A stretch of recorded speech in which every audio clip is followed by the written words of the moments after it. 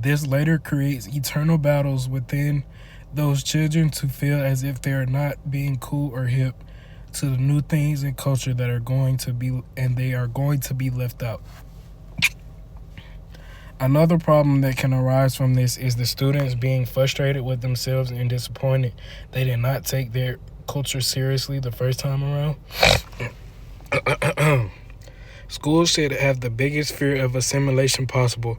They should want students to be able to have their cultural diversity, and keep their culture for as long as possible. Schools should be a more welcome environment for students to be able to express themselves freely. The clash of backgrounds with school policies, as we learned from the last group, like the things like the prison, the jail, the school to prison pipeline, and stuff like that. School policies really like enforce that stuff.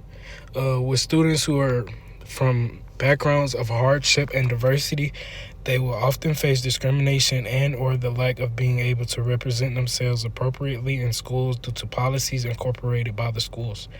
With these policies in place, this results in conflicts that can further lead to dropping out, not being involved in the school, lower grades, and the feeling of not being wanted.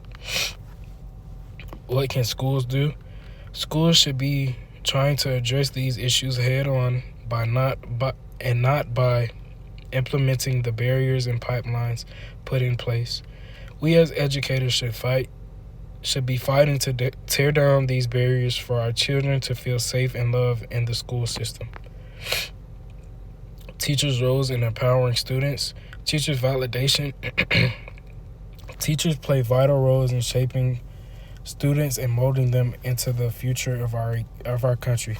Educators should validate their students and value their cultural identities as much as possible. Teachers should incorporate strength-based teaching and create an environment for the students to feel loved and safe when coming to school. Building relationships with students is a key part in this to understand the students that you are teaching. Having an understanding of the students you are teaching helps them feel a sense of love and gratitude towards the school and the teachers, resulting in more efficient teaching and learning for the students.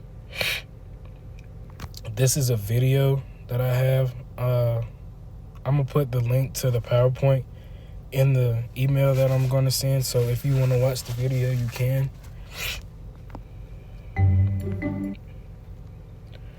These are some of the focus questions. I'm going to zoom in for y'all so y'all can see them if y'all can't.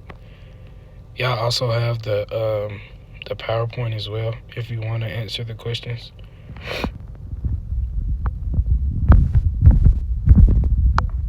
These are the correct answers if you did pause it and try to answer them or whatever.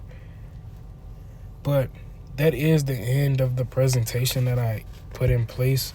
The game that we were gonna have that we weren't able to do because we didn't meet today was gonna be a game called Students Best. It's like I was gonna break up the class into 5 groups of 5, and those 5 groups would create the best scenario to show